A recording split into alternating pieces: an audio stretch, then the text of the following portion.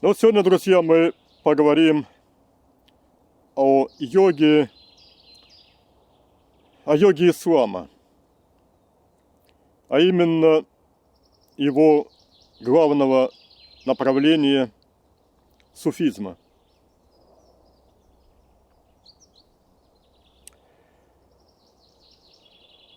Ислам исторически принял от Бога миссию утверждения на земле истинного монотеизма, а также одну из важнейших формул для медитативной работы именно Аллах Акбар, то есть Бог велик.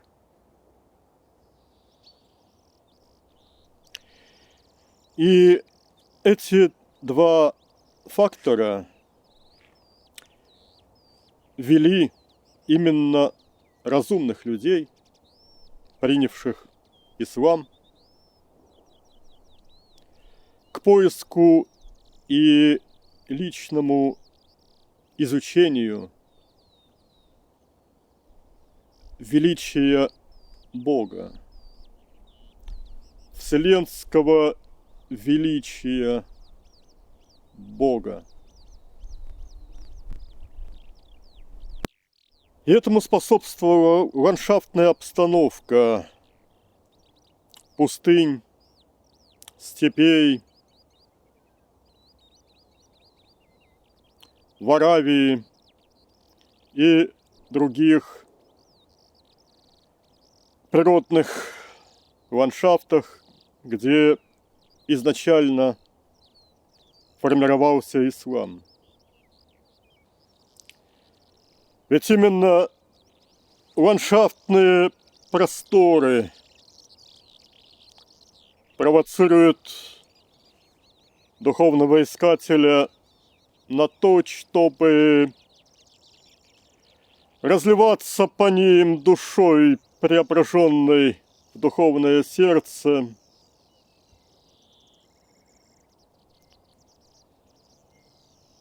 охватывать их своей любовью,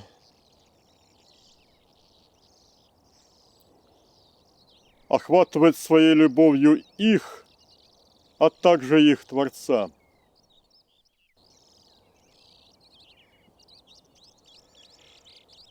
Но для того, чтобы перейти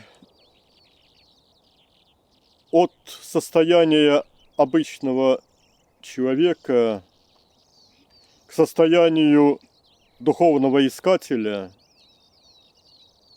именно успешно постигающего величие Творца, надо обладать именно методами духовного совершенствования. Без этих методов не получится ничего. И вот среди людей, искренне принявших ислам, находились те уже высоко продвинувшиеся в эволюционном отношении искатели Бога, которым Бог даровал такие методы. Вот так именно зарождались вокруг них, через этих людей, подвижников духовных, зарождались суфийские школы. Создавалось религиозное движение, получившее название суфизм. Само это слово суфизм произошло от арабского корня суфи, что значит чистые, чистые душами.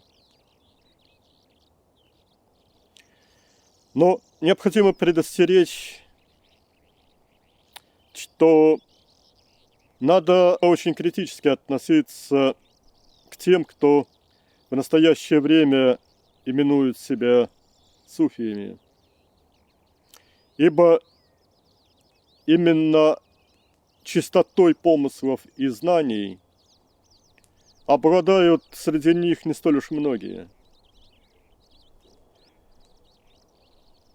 Известно, что суфиями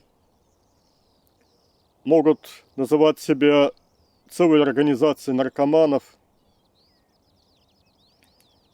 возглавляемые торговцами наркотиков, а суфийскими шейхами, то есть духовными учителями, иногда провозглашают себя невежды с агрессивными душевными свойствами, формируя таким образом вокруг себя просто преступные банды. Такие факты на самом деле имели место в истории. Мы же сейчас будем говорить именно об истинном суфизме и прежде всего о том, как его понимал и понимает в настоящее время основоположник суфизма, божественный гранд-мастер, с которым и с учениками которого мы имели долгие, блаженные контакты на протяжении многих лет. И я приведу сейчас основные отрывки из бесед с ними, посвященные именно методологии духовного совершенствования, как она формировалась и была сформирована именно в истинном, пришедшем от Бога и существующем для Бога суфизме.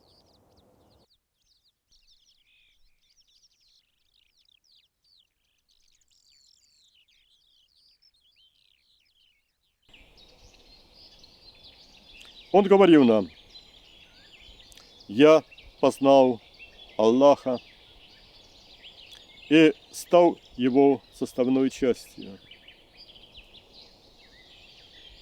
В этом смысле я и есть Аллах. Мой путь – это путь сердца. Аллах мне его преподал. Я этот путь принял и под руководством Аллаха его развивал и передавал. Путь сердца. Речь идет, разумеется, о духовном сердце, не о физическом. Путь сердца – это вмещение в себя принципов любви и тишины.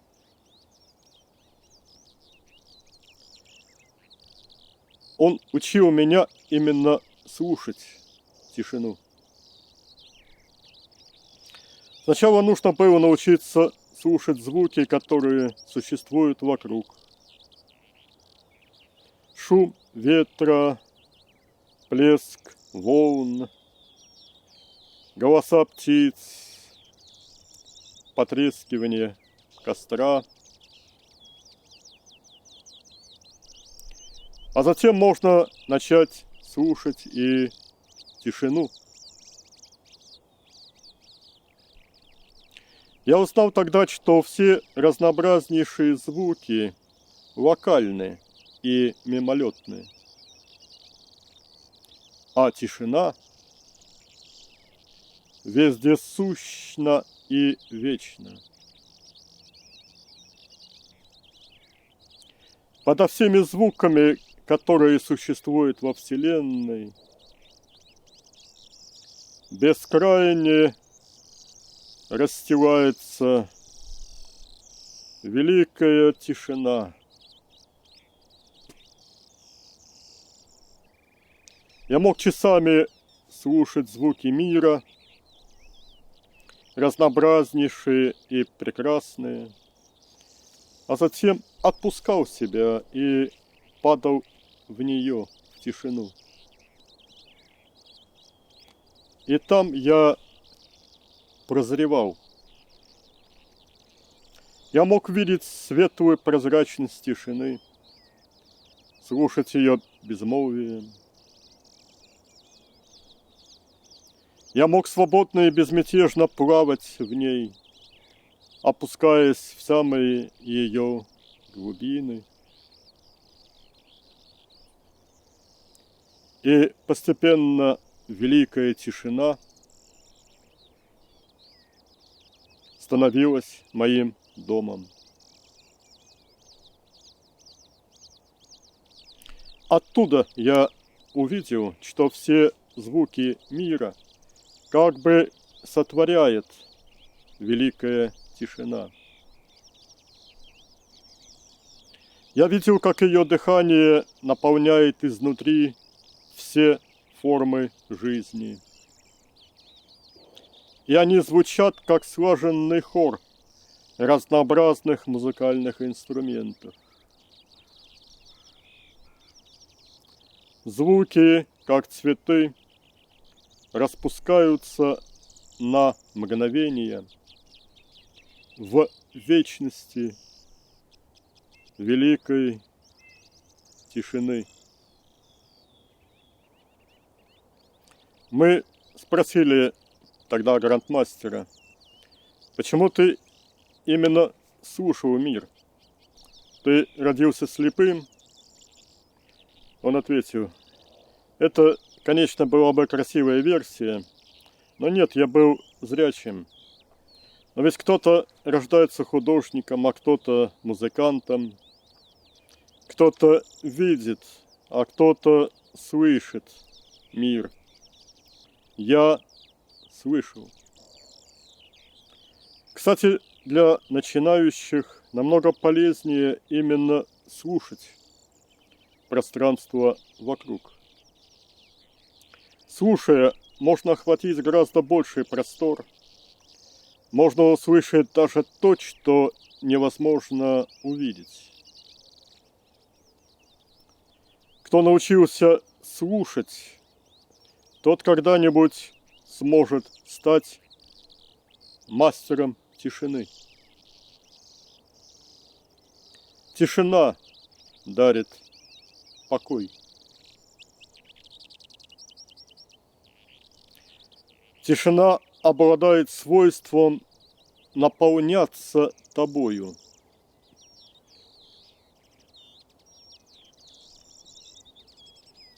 Тишина в конечном итоге изучения и познания ее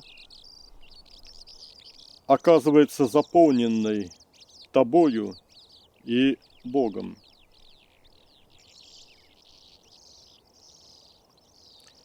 Через этот прием Аллах предлагает познавать себя.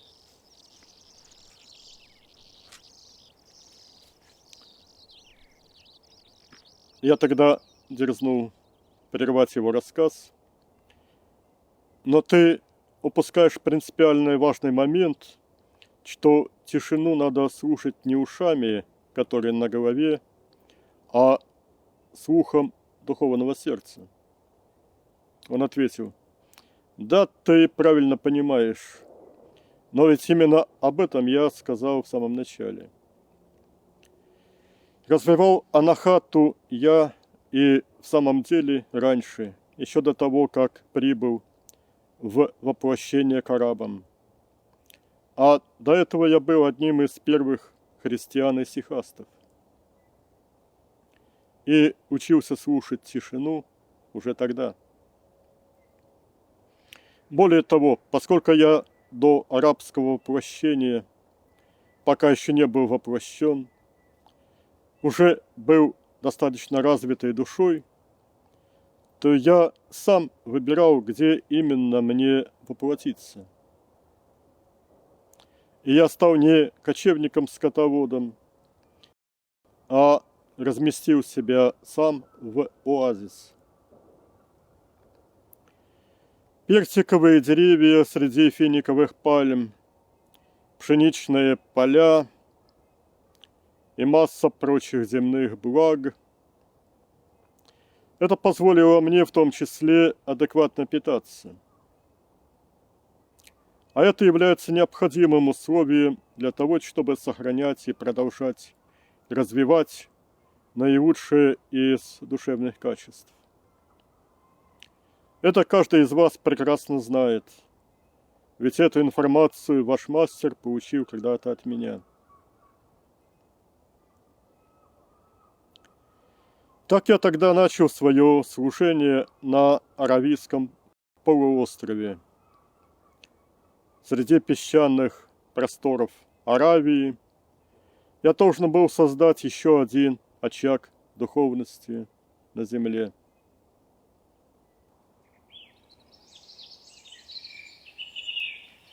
Аллах говорил мне: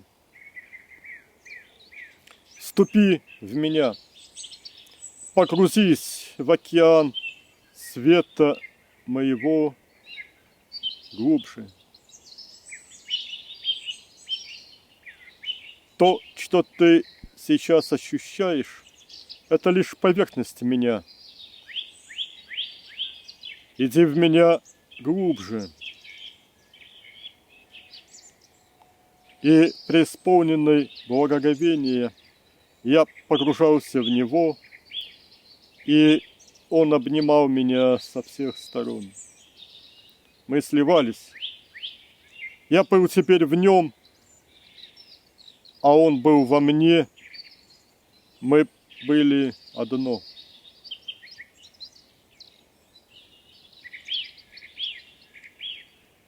О Аллах, о Господь мой, как же это может быть, что я сливаюсь с тобой и при этом не сгораю от любви, переполняющей меня? Как это может быть, что я погружаю руки свои в твои глубины, чтобы обнимать тебя? Как это может быть, что глаза души моей видят свет твой, а я остаюсь жив, вопрошал я в экстазе любви. И Аллах отвечал: ты теперь прекрасно знаешь, что я существую. И ты, возлюбленный мой, того, кто так любит меня, я впускаю в мои глубины. Я живу в нем, а он во мне.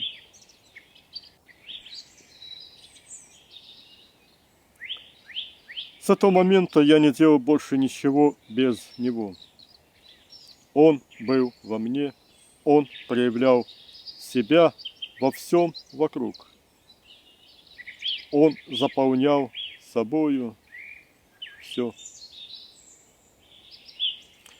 Я стал учить людей создавать методики приближения к нему, познания его, обобщая все то лучшее, что узнал за всю жизнь. Это были методики прямого пути, указанные им. У меня были ученики, которые устремлялись к познанию высшего. Учение ширилось. Мы тогда спросили у грандмастера: расскажи, пожалуйста, о том, как ты обучал учеников работать с чакрами. Он ответил: эти приемы вам известны, но рассказать об этом еще раз имеет смысл, а то в умах людей царит великая путаница в этом вопросе. Чакр всего 7. У успешно эволюционирующего человека, здорового и гармоничного, чакры развиты и наполнены светлой и чистой энергией. У людей же слабых, болезненных или предающих себя порокам, они могут быть или неразвиты, или развиты, но наполнены грубой темной энергией. Чакры именно заложены Создателем в организме человека. В чакрах, в частности, рождаются эмоции. Чакры – это регуляторы активности сознания внутри тела. Чакры также это входы в глубины многомерной Вселенной. Но чтобы войти именно в тонкие миры, нужно чакры развивать, очищать и наполнять чистым, тонким светом. Причем эту работу можно проводить только при соблюдении безубойного питания и активной этической работе над собой. Главный из чакр всегда есть и будет чакра анахата. Именно с нее нужно начинать развитие себя как сознания. Свет Аллаха входит в души людей только через очищенные и развитые чакры. Всего лишь 7 нот существует, а разнообразию прекрасных музыкальных произведений нет конца. Есть всего лишь 7 чакр, а какое богатство различных тончайших состояний сознания может дарить свет Создателя, входя в них. Аллах, как великий музыкант, может играть божественную мелодию любви, используя созданный им инструмент, организм человека. Но, чтобы зазвучала эта божественная мелодия, инструмент должен быть исправен. Все это я уже имел честь вам всем показать за все прошедшие годы, когда я принимал участие в работе нашей общей школы Аллаха, школы Творца. И теперь ваши знания через ваши тела я распространяю по всей земле.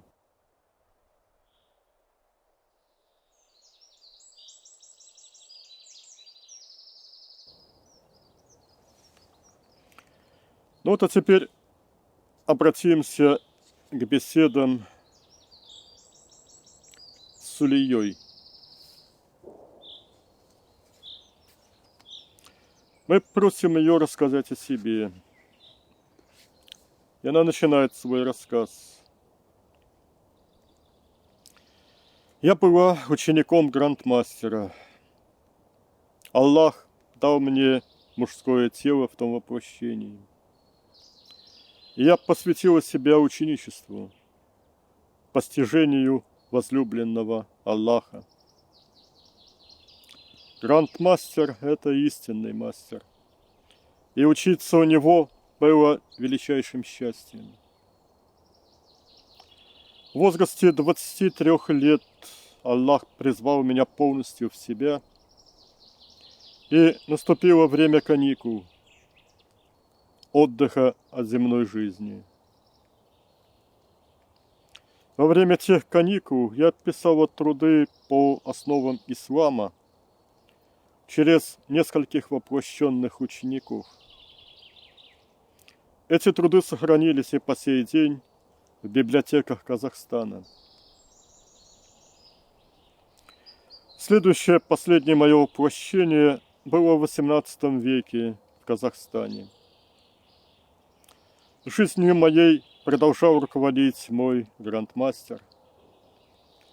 Он проводил волю Аллаха через мое тело. И сейчас, после окончательного возвращения в дом возлюбленного, я продолжаю работу в Казахстане, в той его части, где есть музеи, архивы и ученые, изучающие ислам. Но мясоедение рождает тупость и инертность умов. Сознание же теряет свою эластичность. Мясоедение – бич современного массового ислама. Очень важно распространять наши знания в молодежной среде. Когда молодежь будет подрастать, тогда можно будет пытаться в тех людях расчистить око Аллаха.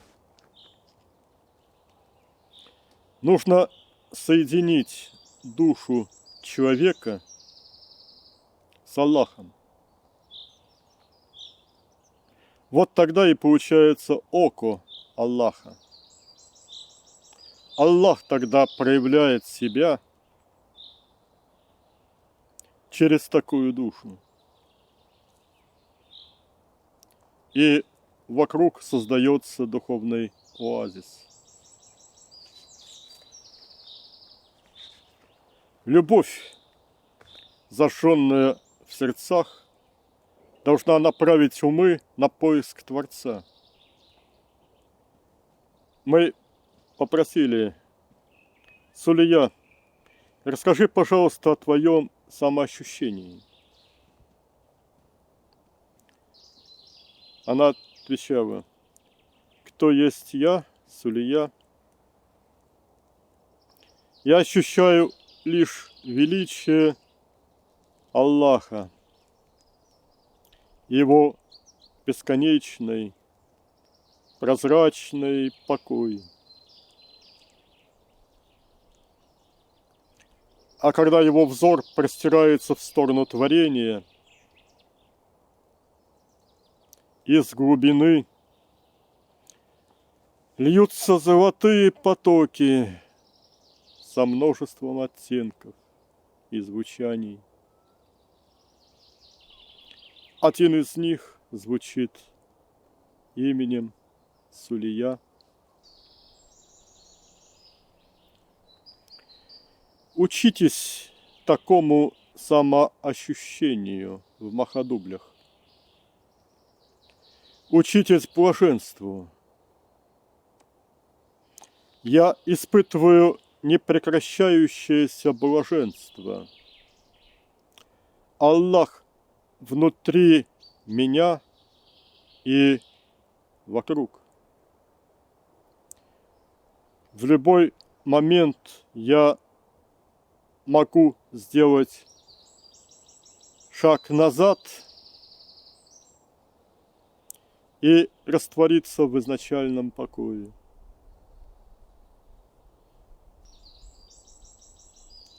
Или же шаг вперед, и вновь Сулия золотой волной несет любовь и волю Аллаха в творение. Чтобы достичь этого, нужно покинуть островок тела и переселиться жить в океан Творца.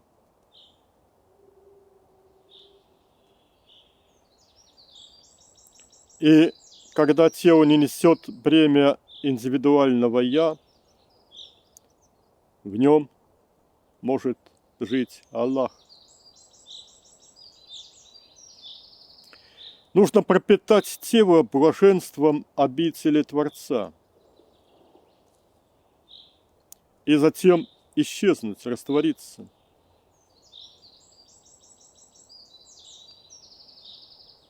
Аллах входит изнутри, и происходит растворение.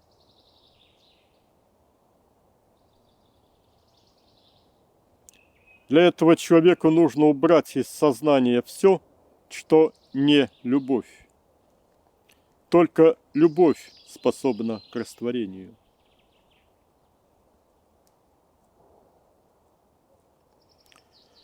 Но много мотыльков летит на свет свечи.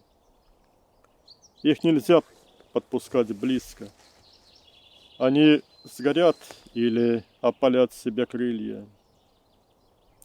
Также и огонь Аллаха. Он не для малых душ. Только тот без опаски может приближаться к этому огню, в ком огонь уже горит. Ты же слушай. Я буду шептать тебе пламенные строки. Я буду шептать, а ты совмести себя с ритмом великого целого, с дыханием его бытия.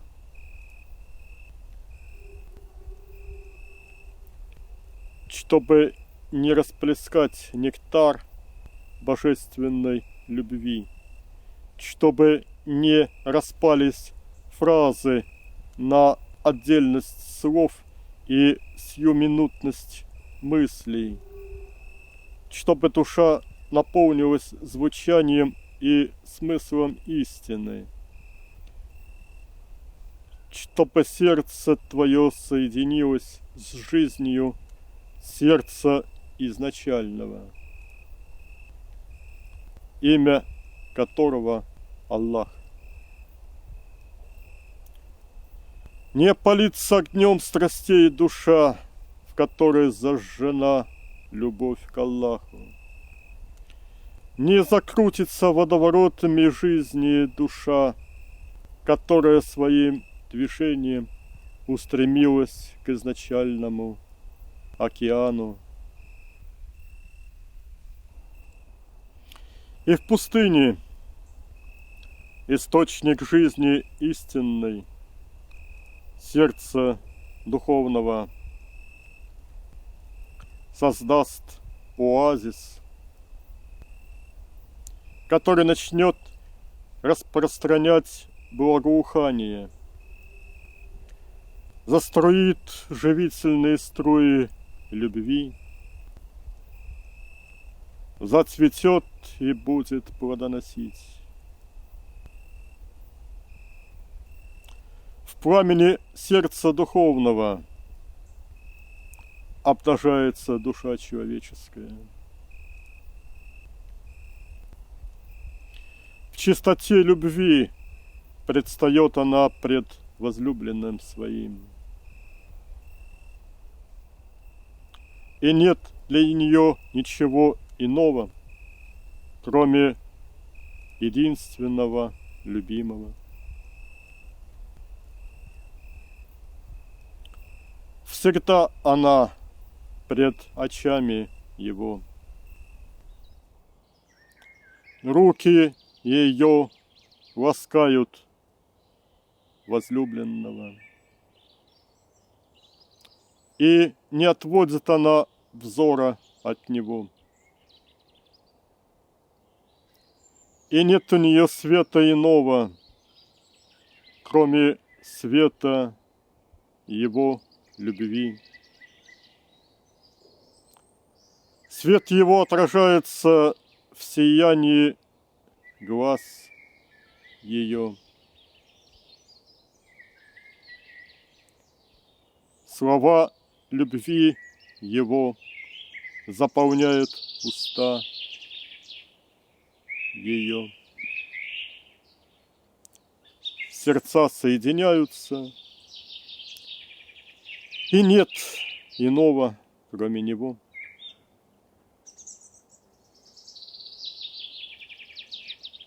Он наполняет неизречимым блаженством тех, кто стали едины в нем.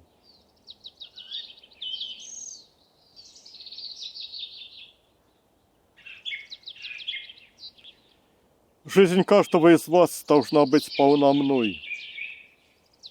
Мною все больше и больше. Вы должны наполнять свои жизни. Там, где появляюсь я, исчезают скорбь и тленность. По мере того, как я буду постепенно вытеснять все остатки земного и тленного из ваших жизней, они будут становиться единым целым с жизнью моей.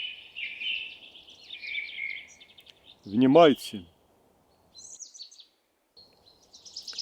о великий, о вечный, о бесконечный, волны Твоей любви мягкие, нежные, все пронизано Твоей изначальной чистотой. И нет места, где бы не было Тебя. Всюду лишь волны Твоей любви. Они несут проявленный Тобою тварный мир, как сущий на кончиках пальцев бесчисленных рук Твоих. Сливаюсь с Тобой. Теперь, о любимый, нет ничего, кроме Тебя.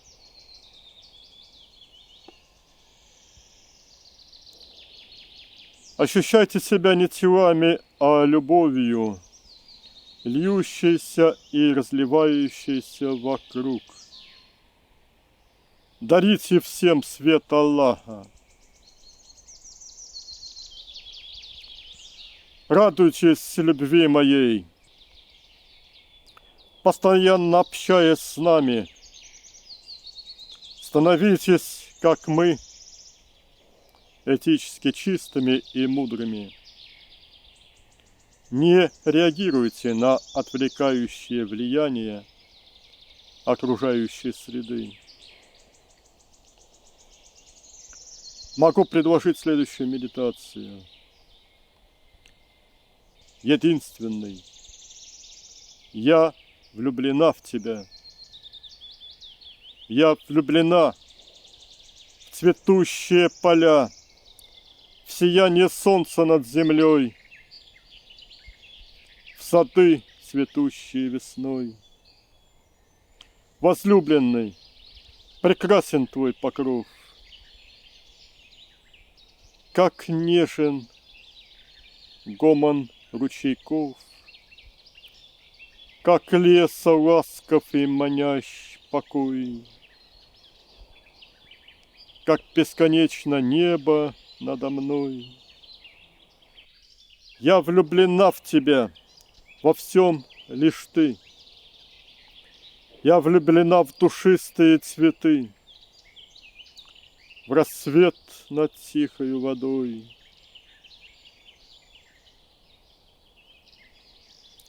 В прозрачный свод, ласкающих волной. О, мой возлюбленный, я вижу лишь Тебя в улыбке утра и в истоме дня, в прохладе вечера и в тишине ночной. Во всем есть только Ты, любимый мой. Впусти меня в себя и раствори. Позволь частицей стать Твоей любви. Позволь познать блаженный Твой покой. Позволь навечно стать одно с Тобой.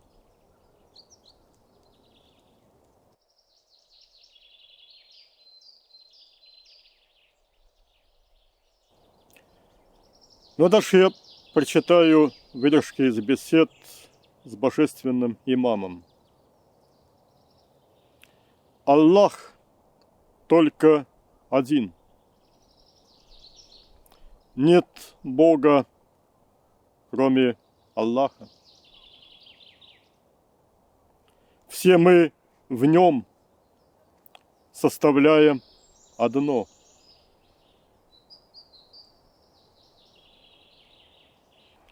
Для вас это достаточно ясно, но множество других людей заставляет себя ждать. К ним это понимание пока не дошло. Мы спрашиваем, как тебя называть? Он ответил, нет имени иного, кроме имени Аллаха. Спрашиваем, расскажи нам, пожалуйста, как ты сам развивался до состояния Аллаха? Он ответил, я этого не помню, не знаю и знать не хочу. Я познал единосущность с Аллахом и все остальное из своей памяти убрал. Ценности для меня это более не представляло никакой.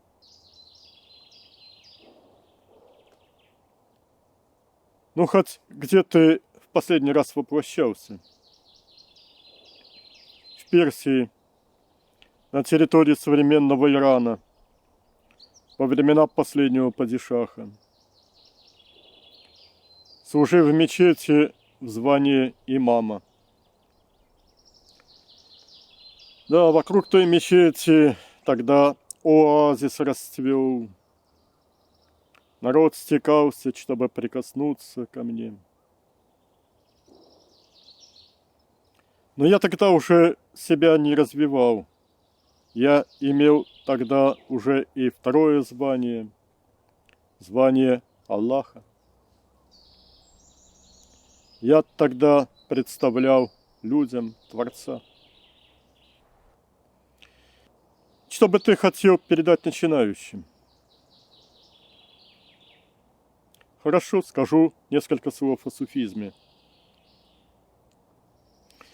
Многие люди понимают суфизм просто как одну из многих религиозных доктрин, со своим набором правил, догм, предписаний.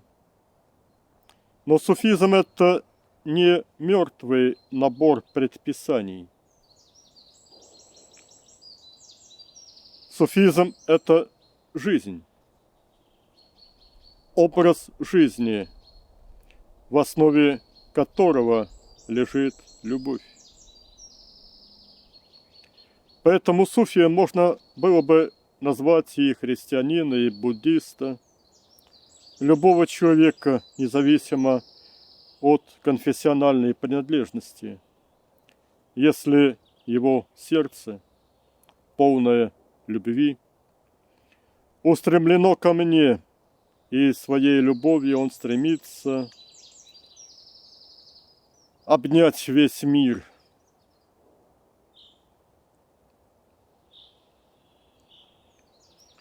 Суфизм – это жизнь красотой, красотой Бога. Куда бы ни обратилось сердце суфия, везде оно должно встречать незримую обычному оку красоту возлюбленного.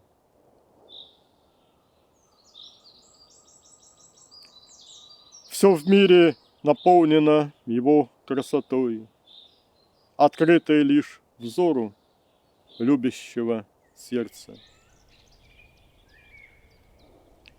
Кому же доступно стать суфием? Только ли людям, живущим на Востоке? И кто такой суфий? Тот, кто провозгласил себя таковым? Или тот, кто просто был причислен к определенной традиции и носит особые одежды? Суфием можно стать независимо от того, в каком уголке земли человек родился и живет. Ведь истинный суфий – это тот, кто не отрывает взор влюбленного сердца от красоты возлюбленного. Кто живет этой красотой.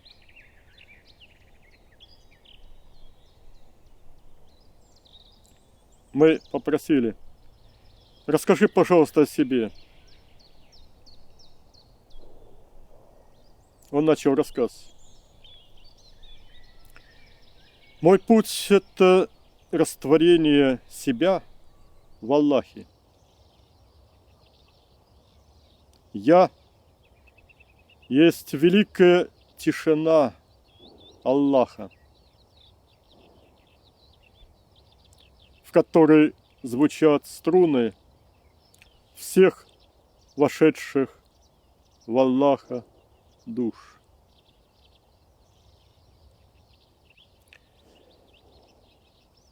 Совместитесь со мною полностью. Пусть сквозь твое тело льется поток Аллаха.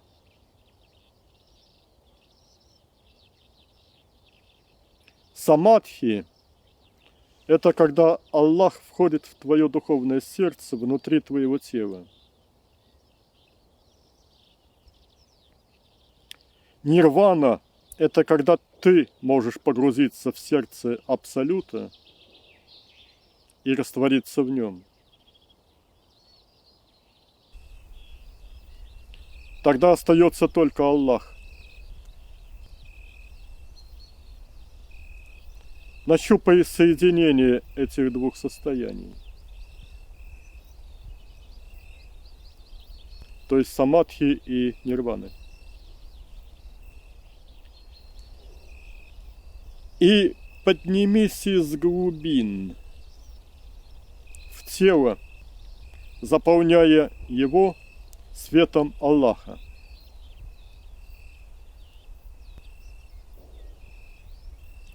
Пусть будет только Аллах везде, даже в твоем теле.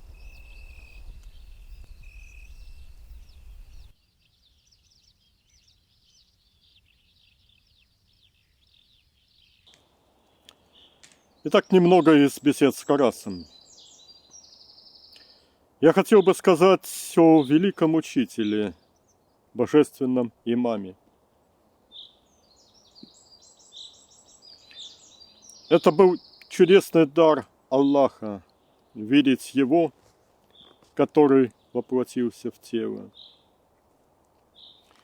Любовь к тому, который стал одно с Аллахом, не знает пределов и не имеет границ. Я видел проявление Аллаха на земле. Я видел Сына Единого, надевшего плоть, но не ставшего плотью.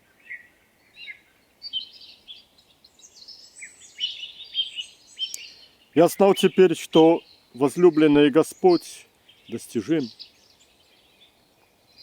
что возможно растворение во Всемогущем. Ибо видел это, явленное через Учителя. Стоило ему коснуться сердца, устремленного к Аллаху, и оно вспыхивало, подобно маслу в лампе, огнем, излучающим свет любви.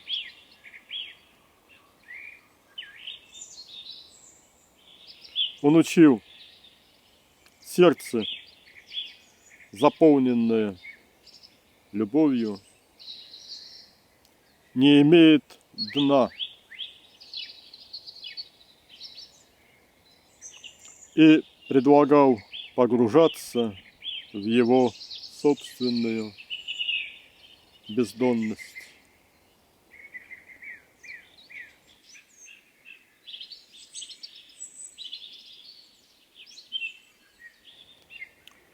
Мы впервые познакомились с ним, увидели его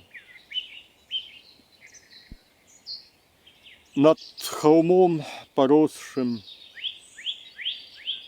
невысокими, пушистыми, с длинными иголками, сосенками.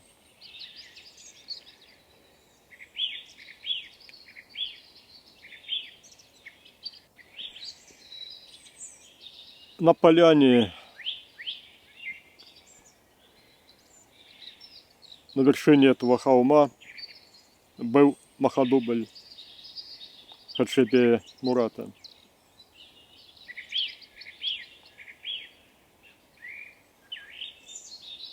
Отличительная черта его была в том, что он весь светился яркой молодостью. Можно было дать ему возраст лет 20.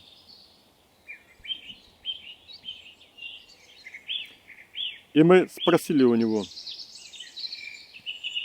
такое впечатление, что ты развоплотился в последний раз столь молодым. Как ты закончил свое воплощение?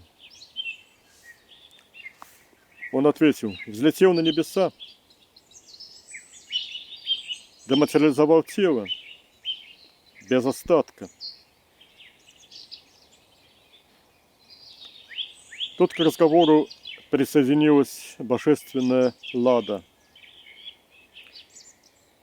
тоже один из представителей Творца. Она сказала: вознесение было таким: тело взлетело и растворилось.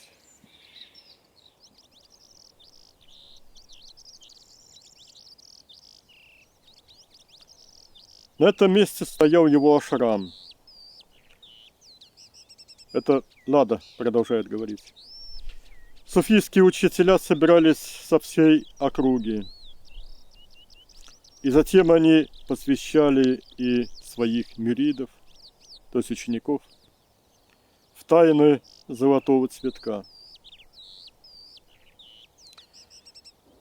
Дальше продолжал разговор Хаджибей Мурат, указывая на других невоплощенных представителей Творца. Посмотрите на наших детей. Это ученики суфийских шейхов, которые собирались здесь и слушали проповеди. Среди них присутствовала всегда и невоплощенная Лада. Мы просим: расскажи о себе, о твоем пути к Аллаху, пожалуйста. Мурат ответил: мальчик Мурат родился очень счастливым. Он родился как тот, кто уже ощущал присутствие Аллаха. Он пришел на землю, зная, что Бог во всем и везде. Всегда любящий и вездесущий, всемогущий, ласкающий. Истинный ислам способствует пониманию этого. Да и любое истинное знание тоже приводит к тому, что истина – это Бог. Я начал ту свою земную жизнь с ощущения этой истины и закончу ее слиянием. Я жил в блаженстве от ощущения постоянного присутствия Аллаха. Я был счастлив, видя плавное течение его реки, колыхание ветвей от дыхания его ветерка, плеск волн его моря. Я пил блаженный нектар и вкушал его блаженные дары. Все, что приносит суфию река судьбы, это есть его разговор с Богом. Учеба у него. Суфи с радостью приемлет все, что посылает ему Господь.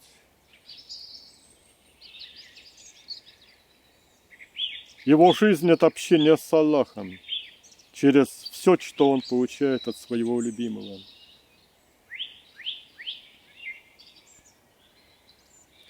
он принимает это все как дар. Это его учеба. Это его блаженство.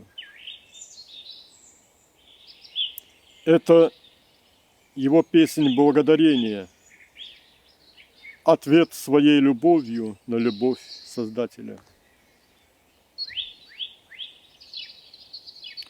И все, что исходит из уст суфия, это его гимн вечности и красоте Аллаха. Это благоухающий нектар любви, который или принимает форму слов или музыки, или застывает в безмолвии линий и форм, оставляя тем, кто идут путем Аллаха, путеводные огни.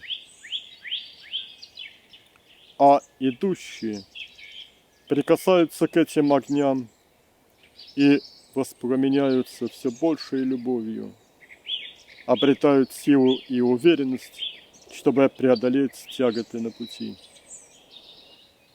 Спрашиваем, как ты учился? Кто был твоим учителем? Только Аллах.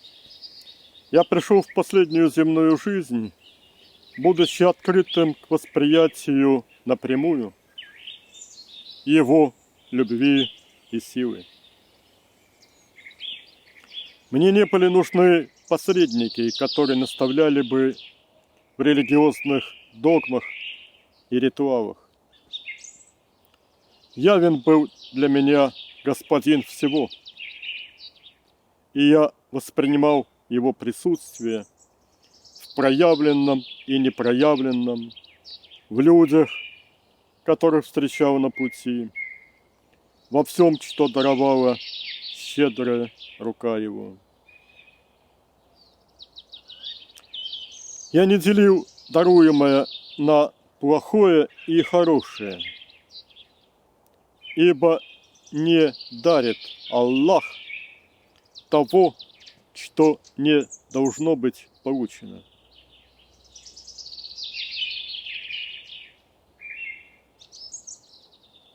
Я благодарил Его за каждый Его дар. Каждая встреча, каждый поворот судьбы, каждый день и каждая минута, каждый глоток воды, каждый вдох – это был Его дар. Я благодарил. И этот наш разговор был прекрасен. Что может омрачить твою жизнь с Создателем, кроме твоей неблагодарности за Его дары? Каждая минута жизни твоей – это послание Бога тебе и твой ответ Богу. Каждое мгновение можешь ты читать, как Коран. Ибо все это и есть книга бытия. И Он учит тебя ее читать. И когда ты научишься читать, то будешь испытывать только блаженство Его любви. И когда ты станешь затем говорить, это будет песня благодарения Творцу. И песни птиц, и плоды вкушаемые, и каждый встречный человек – это есть дар Аллаха душе человеческой. Это есть бесценный опыт души. Это разговор с Создателем.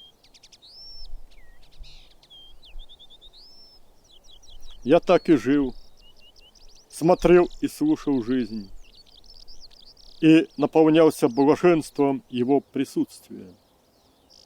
Независимо от того, сладок или горек был плод, который я вкушал.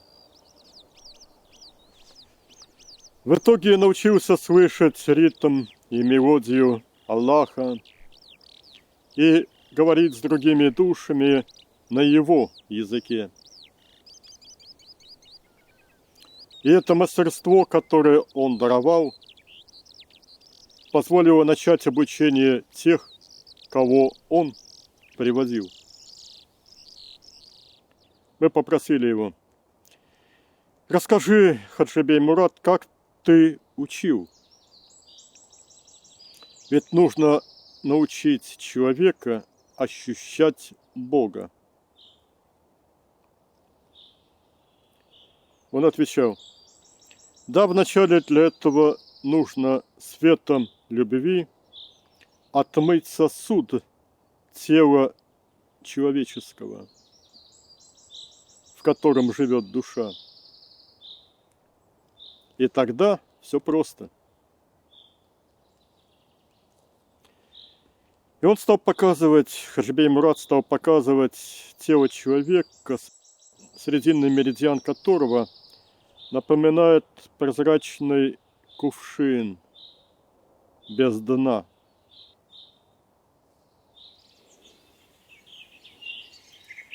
Который нужно отмыть изнутри.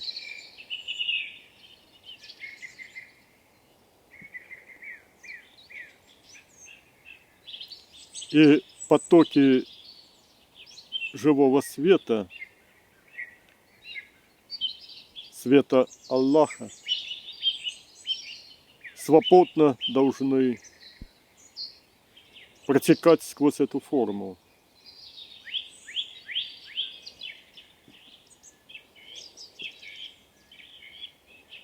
И в результате таких медитативных упражнений, приемов, тело человека становится светильником.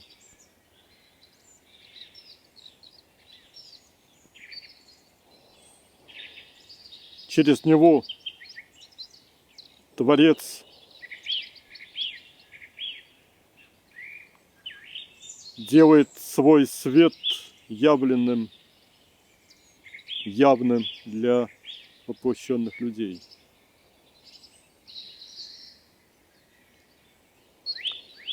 И Мурат продолжал: вот примерно так я и учил. Но главная любовь и благодарность Творцу — это те, которые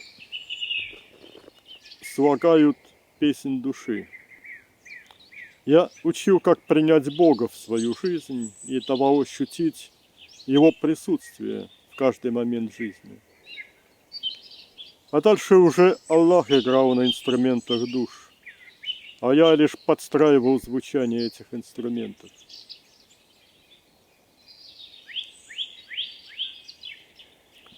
Но как ты дематериализовал свое тело? Ты учился этому? Он ответил: мне хотелось полноты единства. И Аллах ответил взаимностью. Ведь ведомы Аллаху каждая мысль, каждое желание души человеческой.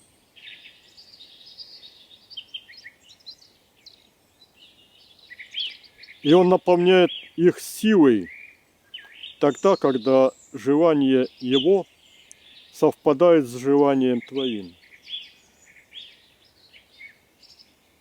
Сие является следствием единения. Все тогда, что захотел и помыслил тот, кто исполнил себя волей Аллаха, наполняется силой Его к осуществлению. И желания твои тогда исполняются. Если осталось лишь последнее желание о великом воссоединении, то да будет посему. Так я покинул тело. Молятся те, кто не знает любви Аллаха. Но те, кто знают, те поют Ему хвалу.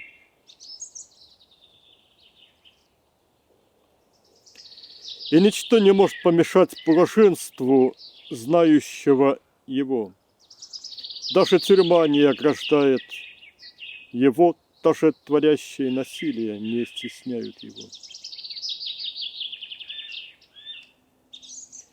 Когда диалог его земной жизни с Аллахом закончен, он делает всего лишь шаг, прежде отделявший его от целого.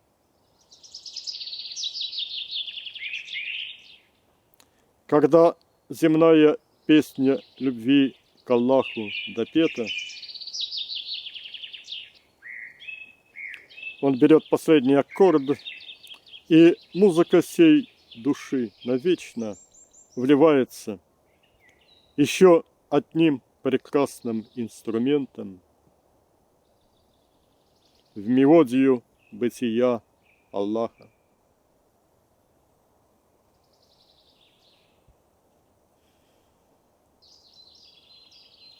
Так в бесконечности всемогущего появляется новый камертон, помогающий другим идущим, настраивать струны сердец и творить новые песни хвалы Аллаху.